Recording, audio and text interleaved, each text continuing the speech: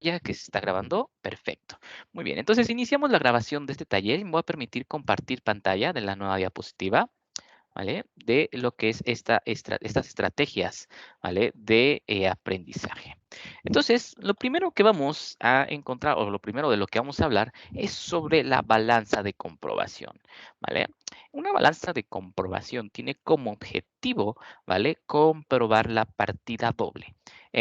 Si ustedes han llevado contabilidad o, por ejemplo, incluso, ¿no? A veces no están ni siquiera en contabilidad, están en otra licenciatura, pero están trabajando en algo de contabilidad o en un despacho contable, etcétera.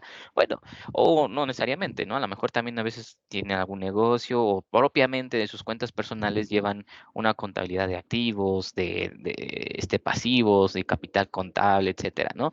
Tratan de ver que la partida doble haga que coincidan los activos con los pasivos y el capital, ¿no? Tienen que coincidir. Esta es la partida doble. Porque si uno sale más y uno sale menos, ahí hay algo que no se está haciendo bien o, bueno, o sea, que no se está registrando correctamente o si hay algo ahí que pues no está del todo bien, ¿no? Ya obviamente eso ya no es de nuestra competencia, ni siquiera vamos a hablar eso de de la balanza, ¿no? ¿Cuáles son las consecuencias de eso? Pero pues les digo, al final trata de hacer esto, ¿no? De que se vea esa, digamos, comparación y que coincida lo que son los abonos y los cargos, ¿vale? Pero ahorita vamos a hablar un poquito más a detalle.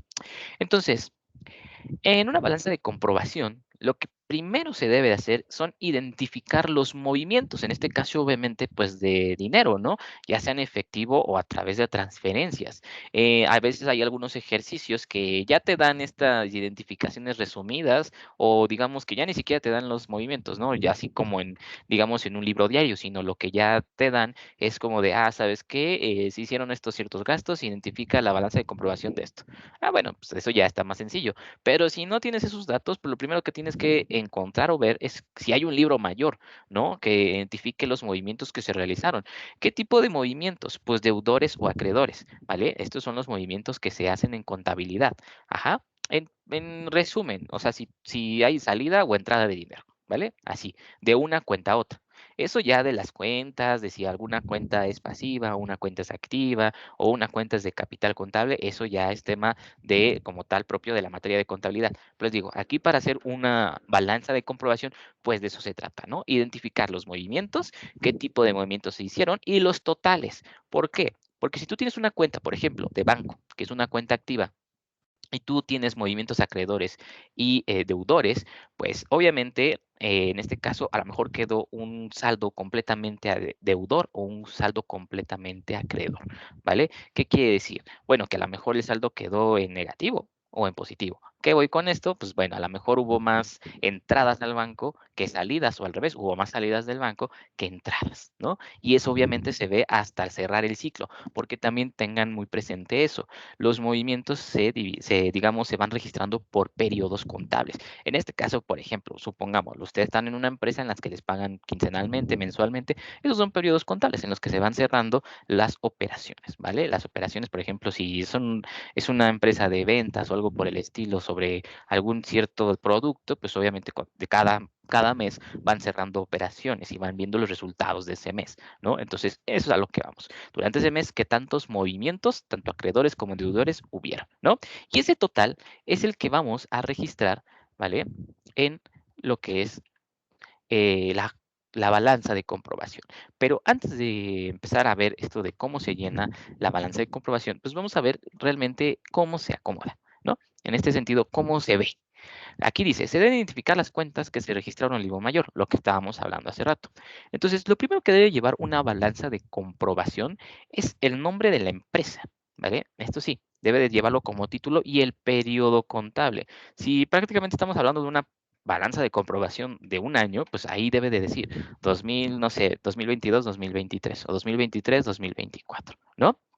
Las cuentas. Aquí vas a ir enlistando todas las cuentas que tú tienes con sus respectivos números. Supongamos que en tu empresa, ¿vale? O digamos en la tarea que te lleguen a dejar o algo, identificas que la cuenta de bancos se identifica como la cuenta 001, ¿no? Suponiendo. Pues bueno, aquí pones bancos y aquí pones No, perdón, aquí el número de cuenta que es 001 y el nombre de cuenta, pues aquí le pones bancos, ¿no? Y así le vas poniendo. Esto dependiendo de cómo los vayas identificando, porque obviamente si tú le pones un número y un nombre a las cuentas para cierto tipo de movimientos, pues es mucho más fácil manejar el dinero, ¿no?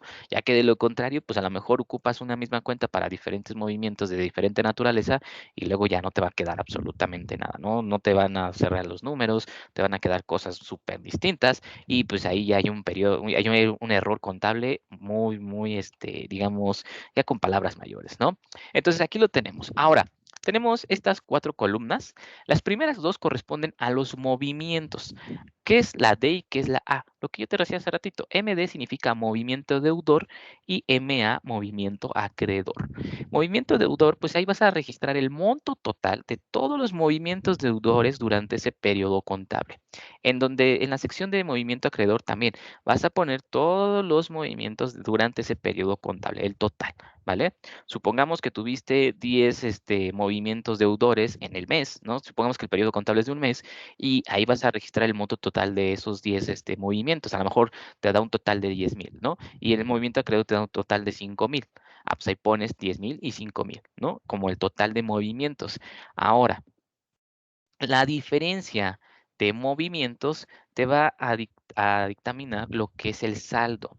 Si el movimiento deudor fue mayor al movimiento acreedor, entonces te queda un saldo deudor, ¿vale? Y lo vas a anotar aquí.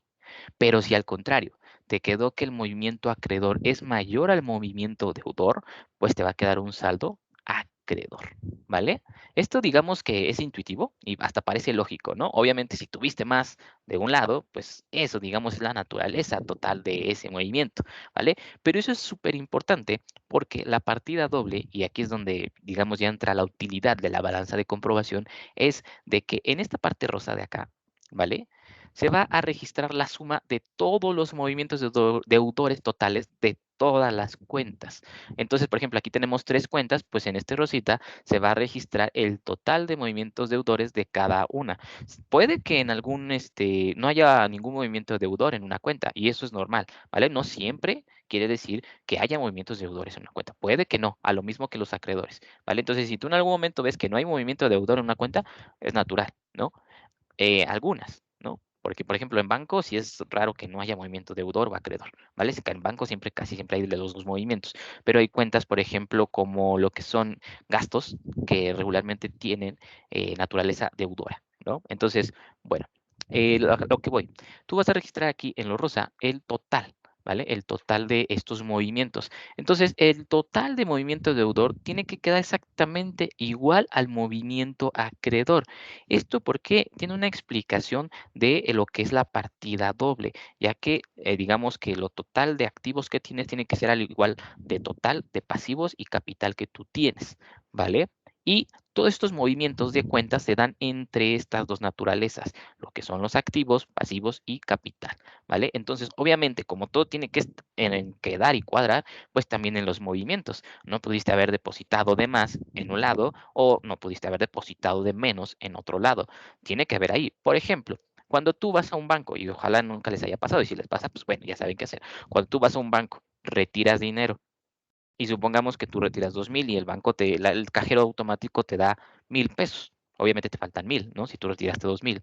Bueno, obviamente ahí tú tienes que reportarlo y lo que el banco tiene que hacer es cerrar caja de ese cajero, ¿vale? Para registrar los movimientos de este cajero. Entonces, obviamente, la diferencia entre los movimientos de deudores y acreedores, es decir, el retiro o el abono, es decir, eh, se me fue la palabra, disculpen, eh, el depósito, ajá, ya sea que le hayan depositado o retirado, pues bueno, tiene que quedar una diferencia de 1,000 pesos, ¿no? Porque obviamente esos 1,000 pesos están de más, ¿no? En el banco y para ustedes está de menos, ¿no? Entonces allí justamente les digo, para que todo esté en orden, tanto movimiento deudor como movimiento acreedor debe de estar exactamente igual y por consiguiente el saldo deudor y el saldo acreedor también exactamente deben dar lo mismo. Es aquí donde en esto, la parte rosita, se da la partida doble. ¿vale? Y esto ya te va a funcionar para que tú hagas lo que son tus estados financieros, ¿no? Por ejemplo, tu balance general, tu estado de resultados, etcétera, etcétera. Entonces, esta es el objetivo de una balanza de comprobación, ¿vale? Que tú puedas comprobar dicha partida doble y de esta manera es como se acomoda la balanza. Obviamente aquí pusimos nada más 3 cuentas, pero pueden ser muchísimas más, ¿vale? No nada más pueden ser. Y obviamente si en algún momento a ti te dejan una tarea en la que debes de localizar a lo mejor el movimiento acreedor de cierta cuenta, pero te dan el total de todos los movimientos, pues ahí nada más es manejar un poquito las sumas y las restas, ¿no? Y identificar lo que te acabo de decir. Pues las cuentas siempre tienen que cerrar, ¿vale? No puede quedar algo ahí a la deriva, ¿vale? Entonces, corroborar la partida doble, lo que explicamos. Vamos a explicarlo un poquito más. Dice, la finalidad de esta balanza es comprobar lo que te digo, ¿no? Que esté esto, porque si no, pues ahí pasa algo. Te di el ejemplo del banco, ¿no? Si te faltan 1000, pues se tienen que pasar ahí en el banco, ¿no? O en su siguiente, si tú depositaste de más, ¿no? Metiste a lo mejor un billete de 50 además, pues ahí tiene que estar, ¿no? En ese, digamos, corte. Lo mismo, no sé, en una tienda de estas de, ¿cómo se llama? De autoservicio, Walmart y todas esas que ven que les hacen corte a las cajeras, pues obviamente siempre tiene que coincidir lo que ellas están recibiendo de dinero con lo que están cobrando, ¿no? Tiene que estar una partida doble ahí. Los datos, aquí dice, que se obtienen de esta sirven para realizar el estado de resultados y el balance general, ¿vale? Obviamente este taller, digamos, no tiene como objetivo estudiar el estado de resultados y el balance general, pero sí dar este dato, ¿no? O sea, ya una vez teniendo esto, lo que es la balanza de comprobación, sin dificultades, puedes obtener dicho estado de resultados, ¿vale?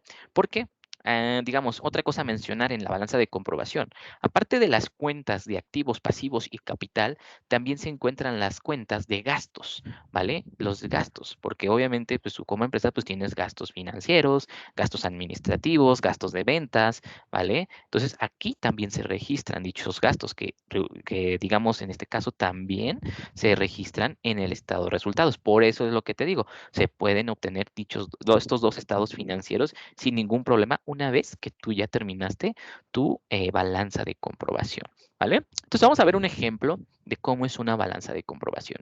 Aquí tenemos una balanza de almacenes Cohen, ¿vale? Así se llama la empresa, no sé si existe o no. Y dice la balanza de comprobación del 15 de enero del año, a lo mejor aquí le ponemos 2024, ¿no? O 2023. Y entonces nos dice, folio, esto que está aquí o el folio que acá corresponde a la cuenta o el número de cuenta. Es lo que te decía, a veces puede ser 001 o si tú tienes una cuenta ya asignada a esa, pues esa cuenta, suena redundante, ¿no? Pero si tú tienes un número asignado a esa cuenta, pues ahí la registras, ¿no? Para que la puedas identificar. Viene su nombre.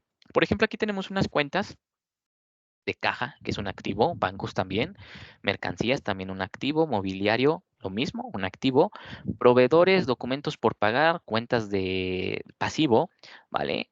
Clientes también son cuentas de pasivo, capital, ajá, que es una cuenta de capital contable y cuentas de gastos de venta y gastos de administración.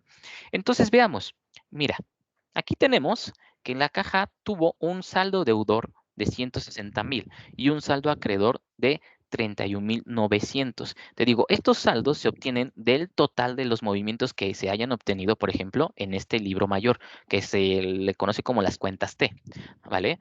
Entonces, la diferencia entre el saldo deudor y el acreedor, pues nos da, perdón, entre el movimiento deudor y acreedor nos da el saldo deudor, ¿vale?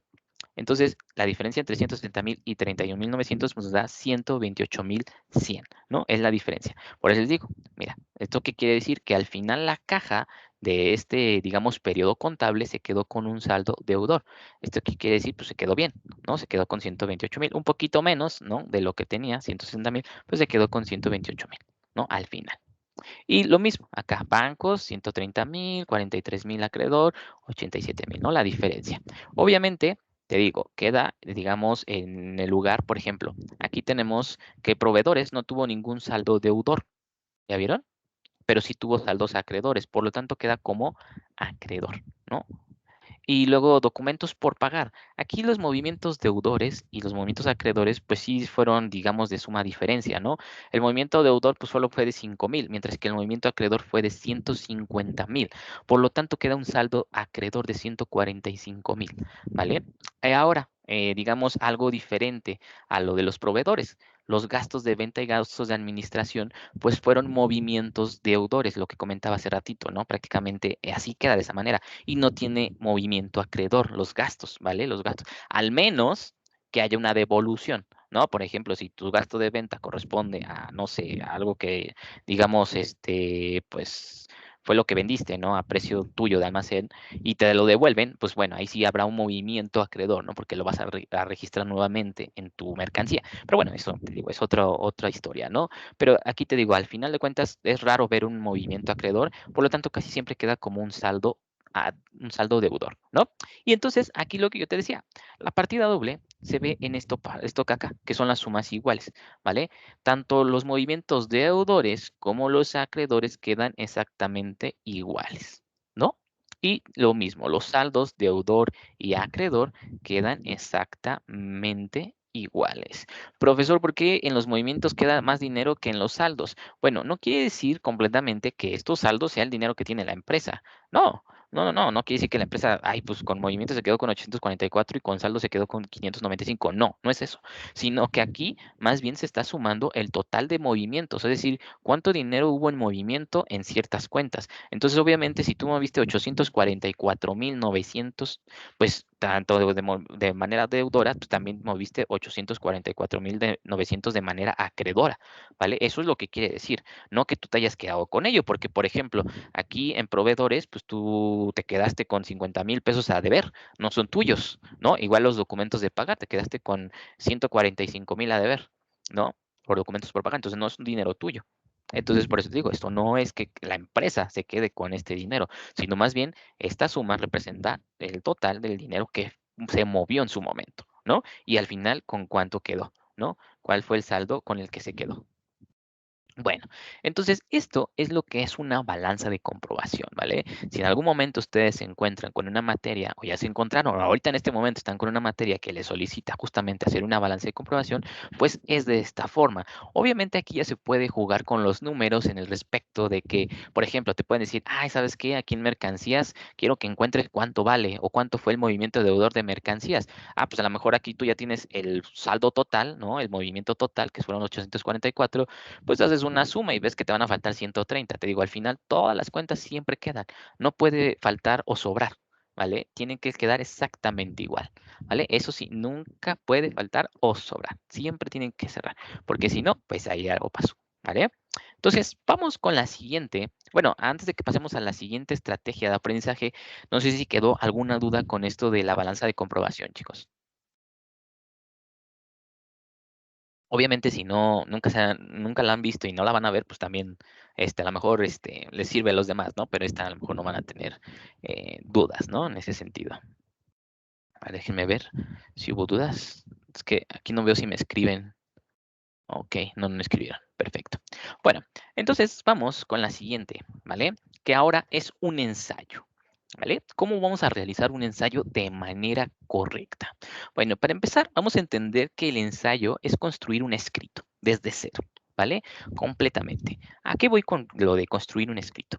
Bueno, en el sentido de que, por ejemplo, a ti cuando te piden a lo mejor un resumen, pues no empiezas completamente desde cero, sino que tú traes a lo mejor ya textos del texto del que estás trayendo la información, ¿no? Del libro, página de internet, periódico, video, no sé de dónde sea, ¿no? Pero ya traes eso, ya traes una estructura tú. ¿Vale? Ya traes más o menos la idea del principio y el final. Pero en un ensayo, tú tienes que redactarlo. Sí es válido que tú traigas información de otras fuentes y bien citadas, obviamente, recuerden eso de que siempre se tiene que citar en formato APA, ¿vale? Pero en un ensayo tú tienes que estructurarlo todo, tienes que redactarlo todo y pues eso obviamente conlleva tiempo. Un ensayo no se puede hacer en 15 minutos, 5 minutos, no lo vas a poder hacer en ese tiempo, ¿vale? Un ensayo tiene que debes de darle tiempo, ¿vale? Porque primero debes de comprender ciertas cosas, luego debes de analizar, de entender y construir, ¿vale? Entonces, bueno, lo primero para nosotros realizar un ensayo es conocer el tema, porque si no, pues obviamente no vamos a saber sobre qué escribir, ¿no? Entonces aquí lo primero que nos dice, hay que definir la intención del ensayo para dar sentido a la redacción. Es muy importante eso, que le den sentido a la redacción, porque si no, pues obviamente su ensayo no va a tener forma, ¿vale? No se va a entender qué es lo que quieren decir, a lo que quieren llegar, no se va a entender. ¿Vale? Entonces es muy importante que ustedes desde un principio saben que yo mi ensayo quiero que tenga este sentido. ¿A qué me voy con esto? Ah, pues un sentido de divulgación, un sentido de nada más meramente informativo, etcétera, ¿no? Lo otro es identificar si el tema que lo abordarán de manera personal o formal. Por ejemplo, a lo mejor tú quieres hacer un ensayo que no es para una empresa, sino a lo mejor es un ensayo, vamos a poner así de esta manera, ¿no? Motivacional sobre a lo mejor algo que te pasó en tu vida, que libraste bien y todo, lo lograste superar, pues bueno, a lo mejor ahí es algo muy personal y redactar para ti mismo, ¿no? Pero si ya es formal, pues obviamente ahí, pues ya tendrías que hacer otra cosa, ¿no? A lo mejor en un ensayo personal, pues te quedan una hojita, en un ensayo formal, pues te quedan dos, tres, cuatro, cinco hojas, dependiendo, ¿no? Incluso lo que te solicite tu profesor o no sé, donde estés haciendo un ensayo. Y lo otro es siempre tendremos o siempre tendrán que documentarse para ampliar su conocimiento y así dar solidez al ensayo. Porque obviamente si a ti te piden hacer un ensayo sobre la inflación, y si no sabes qué es la inflación, pues no vas a saber sobre qué, ¿no? Y si nada más lees, por ejemplo, una página sobre la inflación, pues te puede quedar un poco claro, pero al final todavía no está 100% entendible y puede que des información errónea, ¿vale? Y en un ensayo, si lo vas a tomar de manera muy formal, pues obviamente ya lleva una responsabilidad. A lo mejor aquí digamos, en la escuela, lo que es un trabajo académico, pues obviamente el objetivo es que te saquen un 10, ¿no? Y tratas de hacerlo lo mejor posible. No hay como una responsabilidad moral, digamos, ¿no? Pero si tú, por ejemplo, vas a hacer un ensayo que va a ser publicado y lo van a leer miles de personas, supongamos, no sé, un ensayo periodístico o algo por el estilo, ahí sí tienes una responsabilidad tú de conocer el tema, ¿vale? No se puede realizar un ensayo por mera opinión de manera, digamos, ni siquiera objetiva, ¿no? De una manera completamente en desconocimiento. ¿Vale? Entonces, por eso hay que siempre documentarse, ¿vale? Para poder entender lo mejor posible el tema, ¿no? Y documentarse no quiere decir nada más encontrar libros o páginas de internet. Puedes ir con expertos que te expliquen, ¿no? Porque a veces, por ejemplo, supongamos un ensayo de física. Pues, hay muchos libros de física, ¿no? Pero supongamos que nunca hemos tenido ¿cómo le podemos decir? Pues un entrenamiento, no lo vamos a poner así, sino que previamente no hemos estudiado sobre ello, ¿no? Y a lo mejor hay un desfase completamente de conocimiento sobre ello y a lo mejor de repente nos topamos con muchas ecuaciones y no sabemos nada. A pesar de que estamos leyendo y leyendo, le vamos a entender un poco los conceptos, ¿no? Pero las ecuaciones, ¿qué es esto? No sé. Pues a lo mejor ahí hay un experto, ¿no? Que tú dices, oye, ¿sabes qué? Explícame esto porque la verdad no entiendo. También eso es válido, ¿vale? Que un experto con él te puedas documentar, ¿no? Te digo, esto ya dependerá del enfoque que tú quieras darle a tu ensayo. Ahora, si te dicen un ensayo de una hoja, pues a lo mejor tampoco ocupas tanta formalidad, ¿no? No ocupas tanta formalidad de ir con un periodista, ir con un historiador, y no, necesitas a lo mejor nada más con una mera investigación y ya es más que suficiente, ¿no? Lo siguiente y muy importante en un ensayo y que deben de contemplar, ¿vale? Al momento ya de, por ejemplo, ya se documentaron, ya vieron o ya pensaron cómo van a hacer el ensayo, pues ahora es momento de darle estructura. ¿Qué es esto? Lo básico de siempre, introducción, desarrollo y conclusión. ¿Vale? En la introducción vas a plasmar, aquí bien lo dice, los motivos de interés y la idea general de tema. Vas a abordar incluso antecedentes si así lo necesitas. El chiste es que en esta introducción, la persona que lea tu documento, bueno, tu ensayo, perdón, pues se dé una idea de qué es lo que va a leer, de qué es lo que tú quieres explicarle, ¿vale? Porque supongamos que de repente, no me imagino, ¿no? Hay películas que a veces empiezan así. De repente empiezan en lo que bien llamado el clímax, ¿no? Y no hay como un desarrollo, ni siquiera sabes quién es este personaje, ni el otro, ni nada. Y obviamente a ti te toma de sorpresa, ¿no? O sea, sí, obviamente digamos, tu mente trata de poner todo en contexto, pero para ti es un completo desconocimiento. Es exactamente lo mismo en un ensayo o en cualquier escrito que no tenga introducción.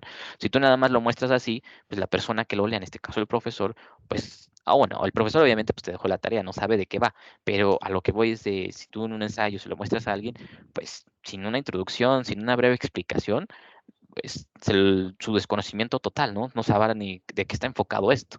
Luego el desarrollo. Aquí, como bien dice, es juntar el conocimiento que adquiriste, plasmándolo en tus opiniones e información recolectada. Aquí, ¿qué es? Al igual que tú comes, haces ejercicio y obtienes músculo, es exactamente lo mismo. Tú investigas, obtienes, analizas y con ello concluyes. ¿A qué es voy? Bueno, tú con la información, obviamente, tú ya la analizaste y la estás absorbiendo y con ello tú ya puedes dar tu opinión, ya tienes una opinión que tú puedes redactar. Y como lo dije en un principio, el ensayo trata de construir el texto. ¿Qué quiere decir esto? Pues bueno, que tú desde cero, desde tu introducción, todo eso lo vas a ir redactando tú con las definiciones, conceptos antecedentes, ¿vale? Si hay alguna definición que tú quieras citar como tal de un libro, puedes hacerlo sin problema. Incluso es recomendable cuando a veces no podemos escribir la definición de una manera mejor, ¿no? O más entendible para el público al que vaya. Entonces, si es así, hazlo, pero simplemente hazlo correctamente en formato APA, ¿no? Y la conclusión, simplemente se comentan los aprendizajes que obtuviste, ¿vale? Nada más, así, simplemente. Entonces, tu ensayo, aparte de todo esto, digamos, de la preparación, de conocer el tema y esta estructura, pues bueno, esto ya, digamos, llevas un 70% de tu ensayo. Ahora, muy importante, ¿qué características tiene un ensayo? Pues dos, el ensayo solamente sobre un tema, es decir, no te me puedes ir, de repente estás en inflación y de repente te me vas a el calentamiento global, ¿no? A lo mejor haces ensayos separados, pero trata de hacer uno. ¿Por qué? Porque la longitud del ensayo es corto. Oiga, profe, pues me dijo que hay veces ensayos de 5 hojas. Eso sigue siendo corto, ¿no? Sigue siendo corto 5 hojas. Regularmente yo he visto acá que les dejan una hoja, 2 hojas, etcétera. Entonces son ensayos cortitos, ¿no? Por eso trata que ser un tema, porque abarcar 2, 3 temas, pues 5 hojas incluso va a ser lo mínimo, ¿no? Y va a ser insuficiente abarcar tanta información en tan poco espacio. Entonces, es por eso. El ensayo trata de ser lo más corto posible y solo es sobre un tema, ¿vale? Entonces, ¿cómo se ve un ensayo? Por ejemplo, de esta manera. Aquí es un ensayo muy cortito, ¿no? Dice el miedo. ¿Es bueno o malo? Aquí ya al menos el título incluso ya nos da una breve introducción, ¿no? Ya nos da una idea muy amplia de lo que vamos a hablar o de lo que se va a hablar en ese momento. Entonces tú ya no entras digamos, en desconocimiento total a la lectura. Ya más o menos traes una idea, ¿no? Esto no es, digamos, a fuerzas, digamos que en el título ya, desde ese momento se introduzca al lector. Esto es, obviamente, si en su momento lo que el tema del ensayo da para eso, ¿no? Si no da para eso, pues bueno, para eso tienes la introducción. Entonces aquí tenemos esta introducción del ensayo. Aquí nos dice, el miedo es la mala sensación que uno tiene cuando está en peligro o cuando una cosa determinada le asusta. Un proverbio alemán dice, el miedo hacia el lobo más grande de lo que es. Esto es absolutamente cierto, ya que el miedo a menudo hace que la gente se imagine lo peor y actúe de forma irracional. En ese caso, puede ser bueno el miedo. Bueno, aquí ya más o menos nos está como que nosotros al leer esto ya decimos, ah, ok, bueno, entonces aquí ya más o menos vamos a estar explorando sobre a lo mejor aquellas desventajas o ventajas de sentir miedo, ¿no? Que en el sentido de, por ejemplo, aquí que dice el miedo hace el lobo más grande de lo que es, pues bueno, a lo mejor en este caso por instinto, el miedo a lo mejor lo hace sobrevivir, ¿no? Lo hace hacer de esa manera.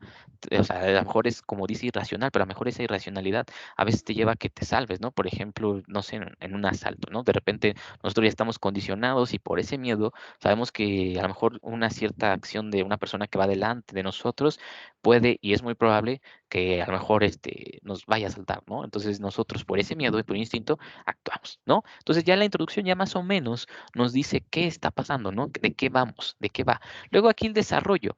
Dice, el miedo es bueno ya que disuade a las personas de cometer actos peligrosos y las induce a controlar, bueno, aquí ya más o menos lo que decía, ¿no?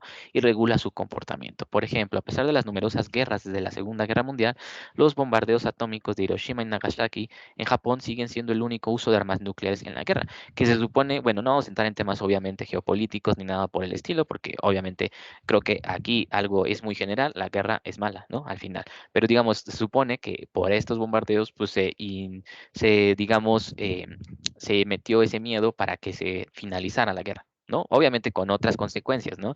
Pero, digamos, básico de esa manera. Entonces aquí ya, digamos que el autor de este ensayo, pues de una u otra manera está plasmando la información que él obtuvo, ¿no? Se documentó. A lo mejor aquí, pues sí le hace falta pues, decir, obviamente, esto, a lo mejor desglosar un poco más sobre ese bombardero y justificar un poco más esa opinión que está dando, ¿vale? Porque a lo mejor esa opinión, pues falta sustentarla un poco más, ¿no? Pero como es algo muy corto, pues también a lo mejor no le va a caber todo en esta hojita, ¿no? Y luego la conclusión, dice, en resumen, el miedo es bueno. Bueno, eso sí sería obviamente una conclusión, pero súper inmediata, ¿no? El resumen, el miedo es bueno. Pero obviamente tienes también que sustentarla, ¿no? O sea, tú con toda esa información que obtuviste y todo, pues bueno, porque es bueno, ¿no? Ya que en la última instancia considera una sociedad bien controlada y motivada. Bueno, sí, pero por ejemplo, si ocupas el miedo como lo ocuparon en su momento en la Segunda Guerra Mundial, pues a lo mejor no es de todo bueno, ¿no? Es como aquí lo dice, un control completamente. Y eso pues puede ser bueno para unos y malo para otros, ¿no? Recuerden que todo se tiene que ver siempre de manera objetiva. Y en un ensayo, pues obviamente también lo debes de hacer, ¿no? Entonces, esta es la manera en la que se hace un ensayo correctamente, ¿vale? Si se dan cuenta, pues nada más es conseguir esto, ¿no? O sea, de que tienen que documentarse, ¿vale? Vamos a hacer el breve resumen de esto. Siempre deben documentarse sobre el tema a tratar en dicho ensayo. Ahora, darle una estructura completamente. Esto, la estructura no quiere decir nada más así la pienso y ya. No, sino obviamente a lo mejor te va a llevar 2, 3, 4 borradores, darle estructura, pero así es como vas a poder llegar a un buen escrito, ¿no? Y sobre todo cuidar esto, que solo se abarque un tema y que sea algo corto, o bueno, al menos lo que te están solicitando, ¿no? Si te piden 2 hojas, pues bueno, haz las 2 hojas. Si tú quieres hacer 3, adelante, ¿no? Pero sí debe ser algo corto. A lo que voy, pues obviamente no vamos a escribir 30, 40 hojas sobre ese tema, ¿no? Que a lo mejor sí lo da. Y hay libros sobre este tema, a lo mejor de 300, 400 hojas, pero no vamos a hacer eso, ¿no? Es un ensayo simplemente para dar una explicación y opinión sobre ello, ¿vale? Entonces, antes de pasar a la siguiente y última estrategia, ¿tienen alguna duda sobre el ensayo? No, profesor, por el momento no. Perfecto, muy bien. Entonces, vamos a pasar con la última estrategia de aprendizaje, que es el estudio de caso, ¿vale? Que aquí trata sobre analizar y aplicar, ¿vale? Así, simplemente. Ustedes analizan el caso y pueden aplicarlo, ¿vale? Obviamente aquí, digamos, en el área escolar, ¿no? Digamos, en lo que es la universidad, pues a veces obviamente ni siquiera da el tiempo para aplicarlo, ¿no? Pero haz de cuenta que puedes hacer una simulación o algo por el estilo. Pero vamos a explicar un poco esto del estudio de caso, porque sí es un poquito ambiguo esto de qué es esto, ¿no? Y cómo se hace o qué se debe de hacer, cómo se plasma, etcétera. Bueno, lo primero que debemos identificar es que aquí, como tal, como en el ensayo, obviamente sí tiene una estructura, pero aquí digamos que queda un poco libre a como tú quieras escribirlo, ¿no? Como tú quieras dar a entender este estudio que realizaste, ¿no? Si tú quieres poner tus objetivos, quieres poner la información obtenida, tus conclusiones, etcétera, tus aplicaciones, datos obtenidos, lo que sea, tú lo puedes acomodar, ¿no? Pero siempre obviamente lleve un orden que se pueda entender. Pero aquí vamos a escoger esto, vamos a hablar sobre esto. La elección del caso, que es lo más importante para hacer este tipo de estrategia o de aprendizaje. Elegir los objetivos que se quieren alcanzar con la investigación, porque sí vas a realizar una investigación, ¿no? Al igual que el ensayo, pues te tienes que documentar, ¿vale? Tienes que documentarte sobre, no sé, te dejaron un estudio de caso sobre, ¿qué le ponemos?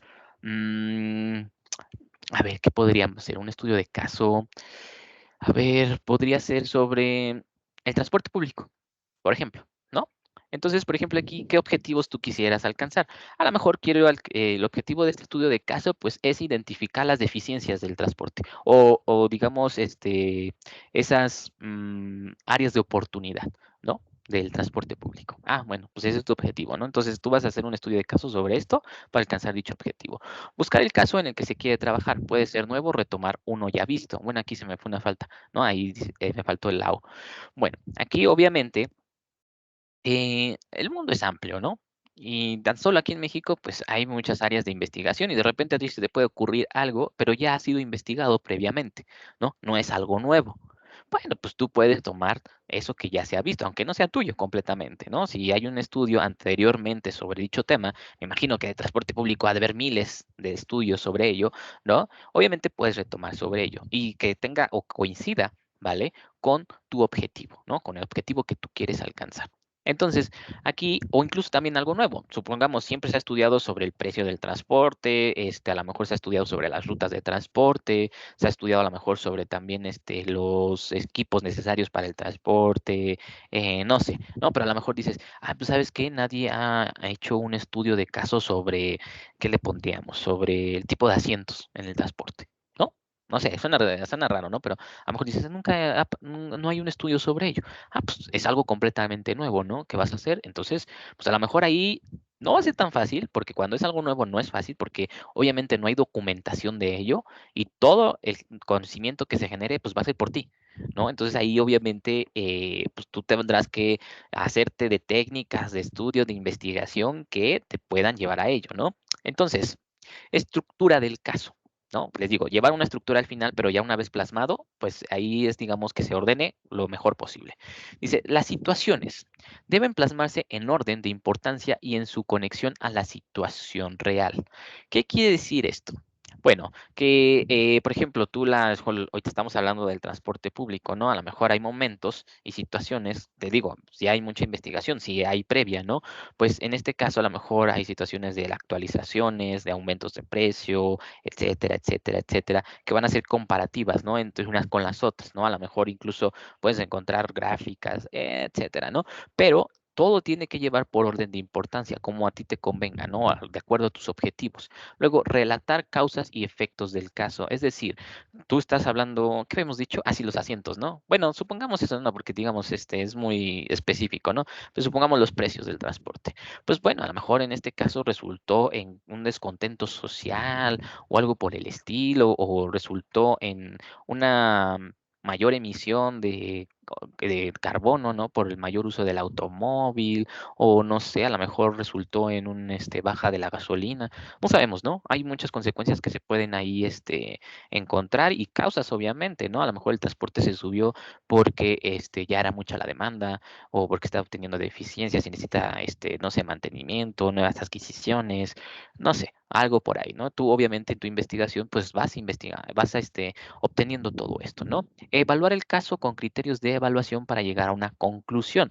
Pues aquí, digamos, creo que el transporte queda en algo, digamos, queda como anillo al dedo en este ejemplo, porque estos criterios de evaluación, pues aquí tú sí puedes hacerlos de manera, digamos, muy inmediata, ¿no? O sea, en ese sentido, un criterio de evaluación sencillo, puntuaje, ¿no? Del 1 al 10 y haces una pequeña encuesta y ya está, ¿no? Y eso obviamente te lleva a una conclusión inmediata, ¿no? El que tú evalúes de cierta manera, por ejemplo, la satisfacción de los usuarios o algo por el estilo, ¿no? Pero te digo, toda esta información te está dando un estudio de casos. Si te das cuenta, estamos sobre un objetivo en común, ¿no?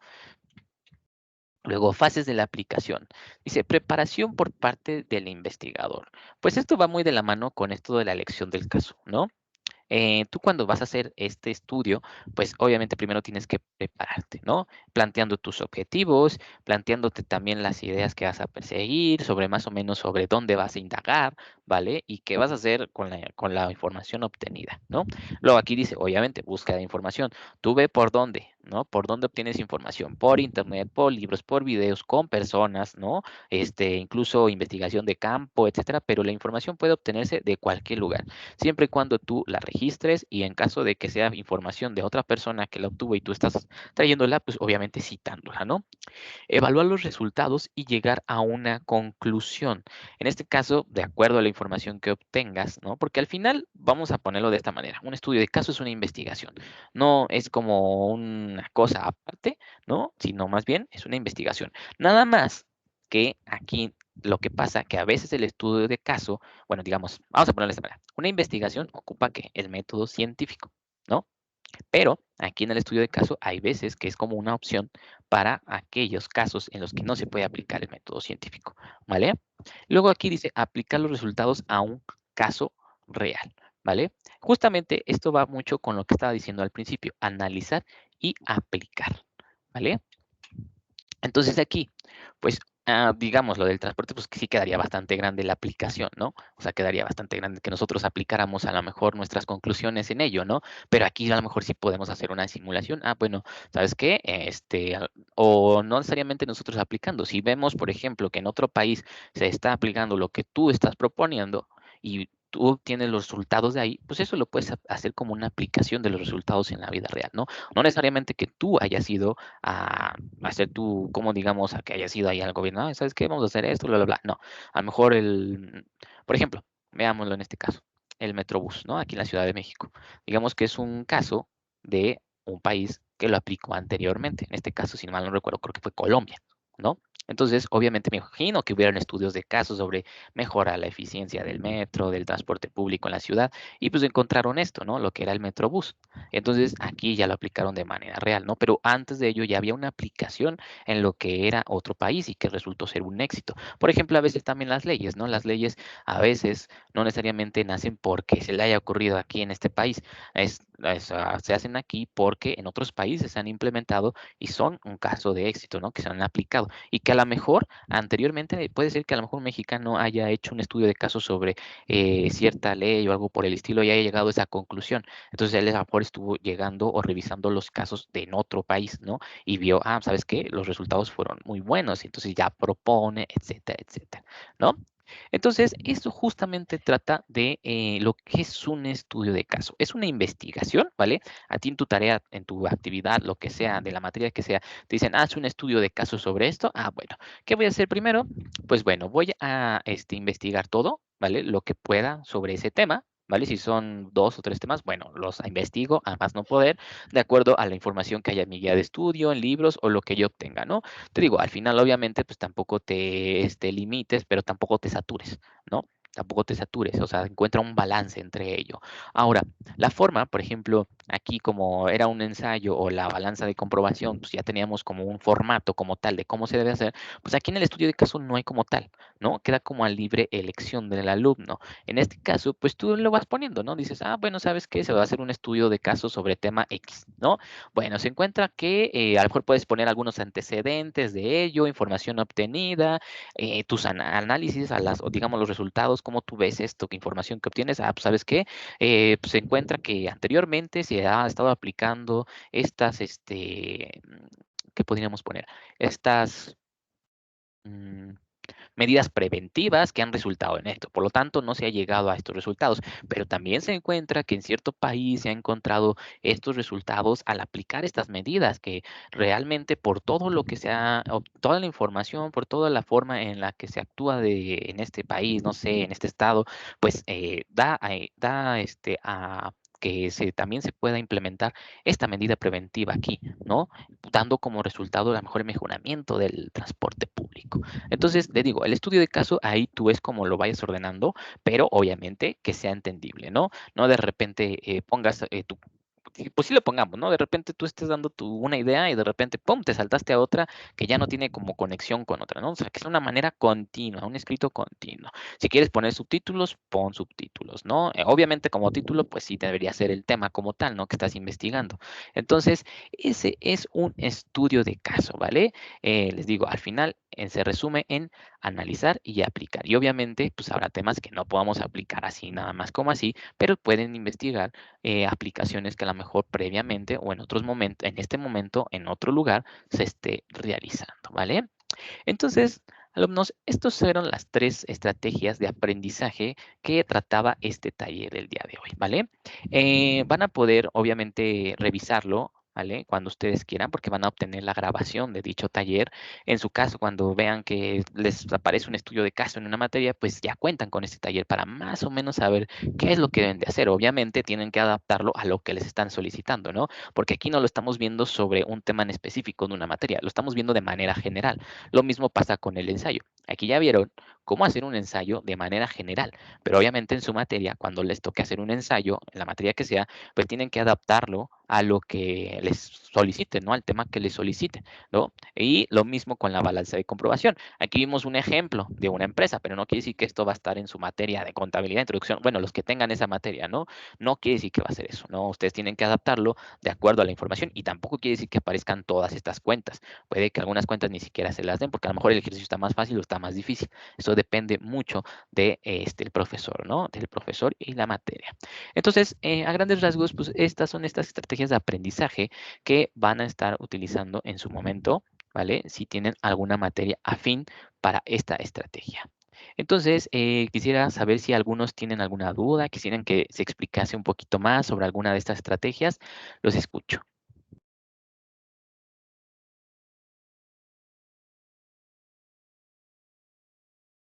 ¿Todo bien? Perfecto.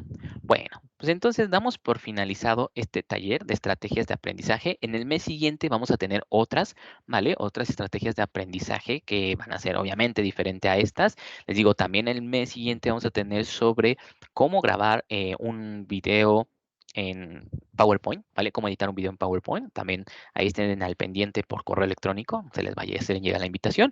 Y el día de hoy también en un rato les enviaré las grabaciones de los talleres que se dieron el día de hoy, ¿vale? Bueno, entonces voy a finalizar la grabación para que ya se pueda ir.